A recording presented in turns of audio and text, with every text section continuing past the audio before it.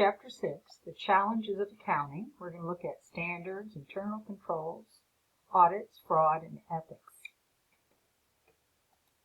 Now this chapter, we're not really working problems. We're actually just looking at some of the overall issues associated with accounting, i.e., do we do everything the same way? Do we have controls to make sure there isn't fraud?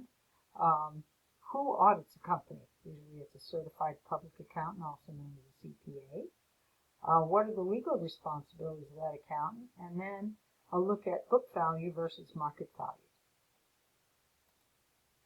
Now, understand the important use of GAAP and how it differs from the accounting standards in other countries. And that's the International Financial Reporting Standards. Now, the U.S. accounting standards are designed to produce financial information that is understandable, relevant, and reliable. The Financial Accounting Standards Board determines the standards used in the United States, where accounting standards are conservative and report most information, and we use historical costs except for investments. Accounting standards differ around the world because of difference in culture and law. Many countries use accounting standards issued by the IASB. Now, there at one time was a goal, started about 20 years ago, to try to combine the IASB and FASB.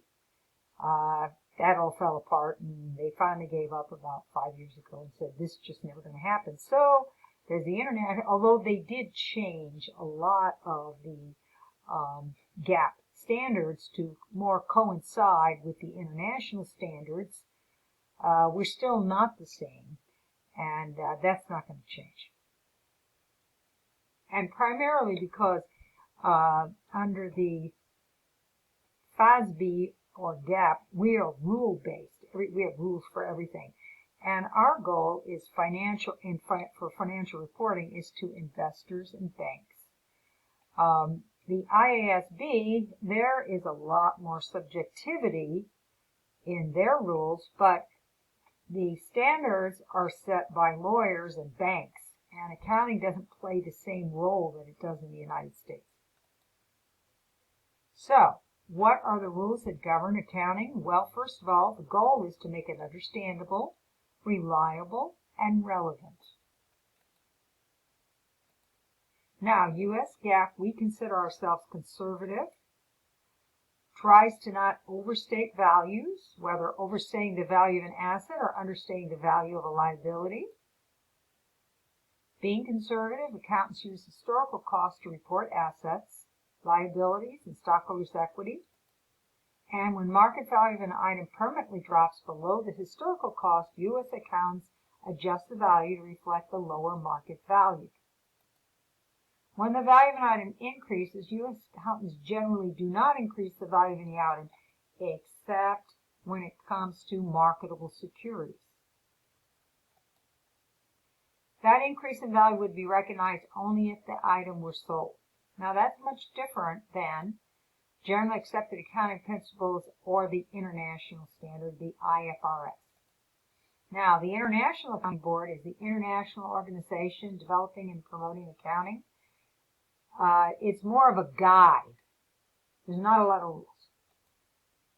The International Financial Reporting Standards are accounting standards developed by the IASB for use throughout the world.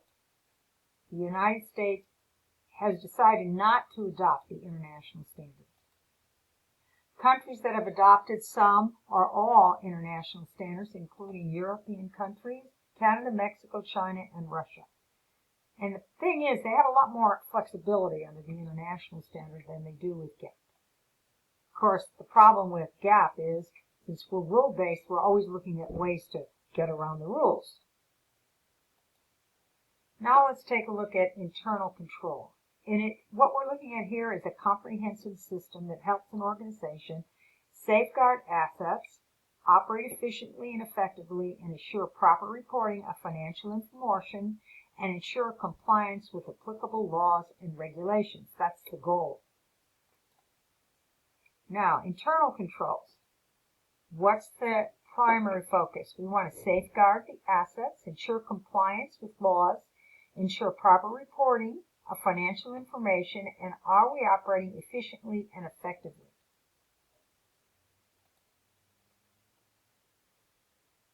Now, what do we do when we look at them? Well, first of all, what does it mean when they say we have to have a control environment?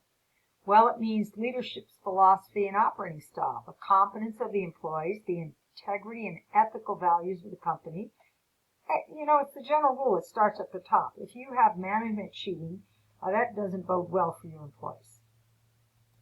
Risk assessment is the process of identifying risk and taking steps to mitigate them. An example would be, you do not want to have the same person do the accounts receivable and the accounts payable. You leave yourself open there.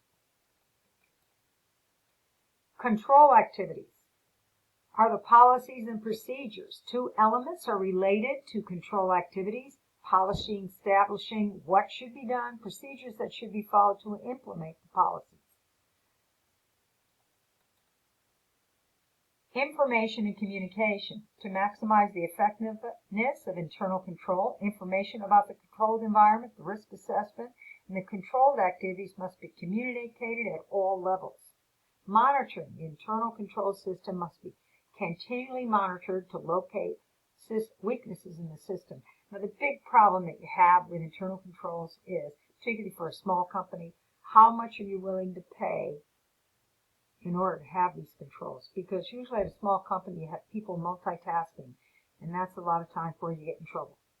The goal is not to make it too easy for people to steal, because they will. Fraud is deception or trickery of personal gain. Many types of fraud exist, but in the business world, fraud is committed by a business or against a business. For fraud to occur, there must be perceived pressure, rationalization, and perceived opportunity. And that's how we get to the fraud triangle. So we start with perceived opportunity: weak internal controls, ineffective monitoring of controls, assets susceptible to fraud. So an individual who commits fraud must perceive that an opportunity exists to commit fraud, conceal it, and avoid punishment. A good example would be if you have a petty cash box. If you don't make one person responsible for it and anybody can go in and they don't have to give receipts, you're leaving yourself wide open. Or if you have goods that are easily sold, then what you want to do is keep them in an area that's fenced off that not everybody has access to. Now, rationalization is finding good reasons for doing things that we know are wrong. And perceived pressure. The most likely source of perceived pressure is usually financial pressure or work-related pressure, i.e. they're dissatisfied with their job, they don't think they're paid correctly, they have addiction, or they need cash. Now, the next thing we're going to talk about is certified public accountants. This is in the United States. In order for you to be a certified public accountant, you must pass a very challenging exam, 4 parts, and then you must be, they have different levels of being a CPA. Okay? Actually, it's a lot easier today, once you pass that test, to be a CPA. Now, CPAs provide different kinds of audit opinions. The one you want to get is the unqualified, i.e. that means, to the best of their opinion, everything looks fine. A qualified opinion means, well, everything's fine except. Adverse means that there's problems, and that is very bad for anybody that gets an adverse opinion. And disclaimer means they're saying we can't attest to anything that's going on here. Now, the last thing we're going to talk about is book versus market value. The book value of a business is normally assets minus liabilities. That's the net book value of a company. That is usually not the real value of a company. It tends to be more, and how much, when you're looking at how much is a business worth, it's not usually the book value, because again, we have a tendency to say, for instance, we bought a building for $1 million 30 years ago. We may have fully depreciated that, and it may be worth $30 million today, but on the books, it would show 0. So that's when we're talking about, when we look at this, we're talking about market value or market capitalization. Market capitalization is the current market price per share multiplied by the number of shares outstanding. And that concludes this presentation.